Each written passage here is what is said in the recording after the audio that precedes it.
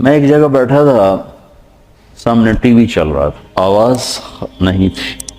میں نے دیکھا ایک نوجوان ناچ رہا ہے، ڈانس کر رہا ہے ساحل پر، اور اس کے ساتھ 10-12 لڑکیاں وہ بھی ڈانس کر رہی ہیں۔ میں نے دیکھا بہت خوبصورت نوجوان ہے۔ مجھے خیال آیا یہ جو اتنی بڑی گمراہی میں ہے، اس کو ہدایت کیسے ملی اور کون اسے جا کر اللہ کا پیغام سنائے گا؟ یہ وہیں بیٹھے بیٹھے ایک اس کی خوبصورتی اور جوانی پہ رحم آیا، ایک اس کے پلٹا کھانے کو میں نے بہت مشکل سمجھا۔ خیال آ کے گزر گیا، میں وہاں سے اٹھ گیا۔ کچھ دن اس کا نقش میرے دل دماغ پر رہا، پھر محو ہو گیا، مٹ گیا۔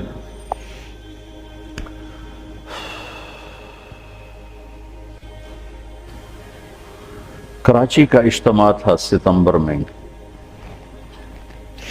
تو انہوں نے میرے لیے ایک چھوٹا سا خیمہ بنایا ہوا تھا کراچی والوں، تو میں وہ خیمے میں بیٹھا ہوا تھا، تو ایک نوجوان میرے پاس آیا کہ جی پاکستان کا ایک مشہور گلوکار ہے، اس کا نام ہے جنید جمشید، میں آپ سے ملانا چاہتا ہوں۔ میں نے کہا کدھر ہے؟ کہ میرے ساتھ ہے۔ میں نے کہا تم کیسے جانتے ہو کہ میرا کلاس فیلو؟ میں نے کہا لے آؤ۔ تو وہ اس کو جب لے کر آیا تو اس نے چہرہ چھپایا ہوا تھا، مجمع کی وجہ سے شاید چہرہ پورا سے چھپایا ہوا۔ میرے سامنے آ کے بیٹھا اور یوں کھولا تو وہ وہی نوجوان جس کو میں نے اسکرین پر ناچتے دیکھا تھا۔ میں نے کہا آپ کا نام؟ کہا جی جنید جمشید۔ میں نے کہا کیا کرتے ہو؟ کہا میرا موسیقی سے تعلق ہے۔ میں نے کہا گاتے ہو یا بجاتے ہو؟ کہا جی میں گاتا ہوں۔ کہ یہ جو دل دل پاکستان ہے یہ میں نے گایا ہے۔ اچھا وہ تو بہت مشہور ملی نغمہ ہے۔ کہاں جی وہ میں نے گایا۔ اچھا، اس کے بعد میری اس سے کیا بات ہوئی، اب 20 برس ہونے کو ہیں، یاد نہیں، تاثر یاد ہے کہ اس نے آگے کیا جواب دیا۔ کہنے لگا میرا جی چاہ رہا ہے آپ بولتے رہیں اور میں سنتا رہوں۔ مجھے لگ رہا ہے جیسے کوئی میرے زخموں پہ مرہم رکھ رہا۔ میرا ایک اور دوست بھی ہے، میں چاہتا ہوں میں اس کو بھی لے کر آؤں، سلمان، وہ بھی آپ کی باتیں سنیں۔ پھر تھوڑی دیر بعد اس نے کہا میں ایک سوال کرتا ہوں۔ ایک پاکستانی نوجوان جس گلیمر کو، گلیمر کہتے ہیں رعنائی، عیاشی، دنیا کی موج میلہ، جس موج میلے کو ایک پاکستانی نوجوان خواب میں دیکھتا ہے، وہ مجھے حقیقت میں حاصل ہے میرے پاس، لیکن اس کے باوجود میرے یہاں اندھیرا ہے۔ کیا یہ میرے یہاں اندھیرا ہے، یہ دل خالی ہے، مجھے یوں لگتا ہے میں وہ کشتی ہوں جس کا کوئی ساحل نہیں، جس کا کوئی گھاٹ نہیں، بے منزل مسافر ہوں۔ اچھا، بے منزل مسافر ہوں، یہ ایسا کیوں ہے؟ میری تو ہر خواہش پوری۔ میں نے کہا اللہ تعالیٰ نے انسان کو 2 چیزوں سے بنایا ہے، ایک جسم ہے، ایک روح ہے، ان دونوں کی ضروریات الگ الگ ہیں۔ جس کی ضرورت پوری نہیں ہوگی وہ فریاد کرے گا۔ جسم کو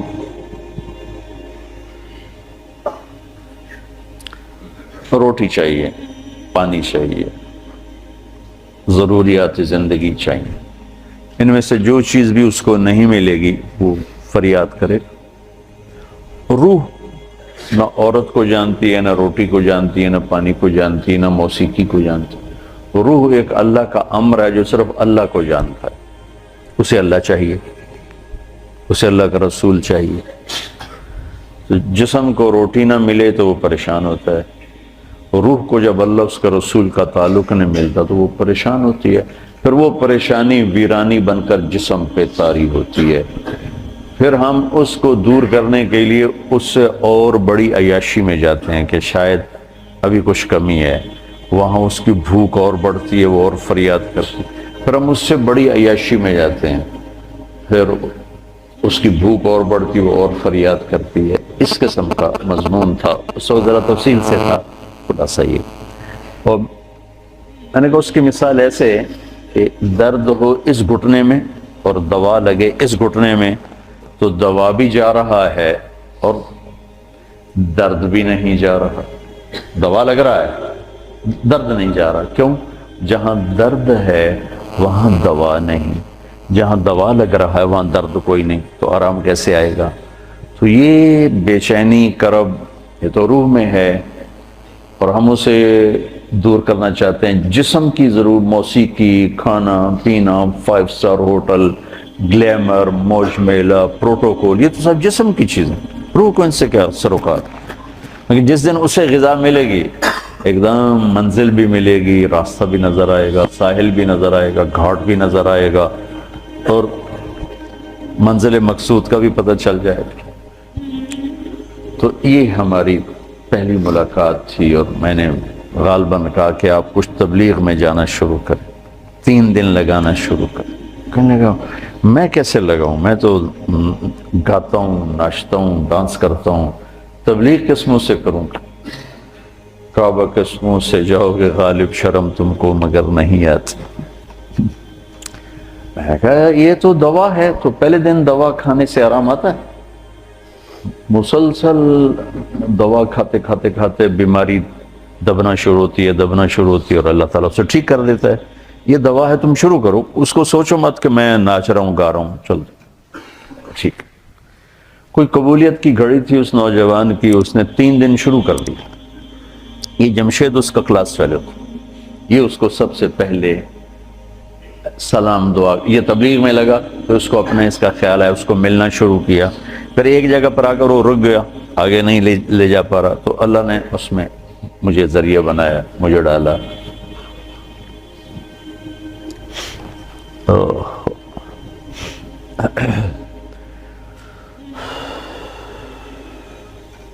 نومبر 1997 میں 4 مہینے کے لیے میری تشکیل ہوگی امریکہ. مستورات کی جماعت، میں اور اہلیہ اور لاہور کی جماعت تھی. میں لاس اینجلس میں تھا تو میں نے اسے فون کیا. تو اس زمانے میں یہ CLI پر نمبر نہیں آتا تھا، تو اور یہ اتنے موبائل فون یہاں اتنے تھے بھی نہیں، دوسرے فون تھے. تو میں نے اس کا فون نمبر لے لیا تھا، تو میں نے اسے لاس اینجلس سے فون کیا. کہنے لگا آپ کہاں سے بول رہے ہیں؟ میں نے کہا میں امریکہ میں ہوں، لاس اینجلس میں. کہنے لگا نہیں، میں کہا وہیں سے ہوں. کہا قسم اٹھائیں، قسم اٹھائیں. میں نے کہا چھوٹی سی بات پہ کیسے قسم اٹھاؤں؟ کہا نہیں یہ بہت بڑی بات ہے. میں نے کہا کیوں؟ اور میں ساری دنیا پھرتا ہوں، کبھی اپنی بیوی کو فون نہیں کیا، اب مجھے فون کیسے کر رہے ہیں؟ میں نے کہا یار تم سے محبت ہو گئی تھی اس لیے فون کر رہا ہوں. بس اس ایک فون نے نا اس کے دل میں میری محبت ڈالی. میں جب یہ حج پہ جاتا ہوں میرا 60-70 ہزار روپیہ صرف فون کا بل ہوتا ہے. 3000 تقریباً ریال میرا ہر سفر میں 15-20 دن میں میرا فون کا ہوتا ہے کہ میں ایسے فون کرتا رہتا ہوں. وہاں کا فون وہ ہزاروں بیانوں سے بڑھ کر ہوتا ہے. بیان تو چھوٹی سی چیز. مولانا صاحب رحمۃ اللہ علیہ فرمایا کرتے تھے کہ تبلیغ میں بیان کا اتنا ہی حصہ ہے جتنا جسم میں زبان کا.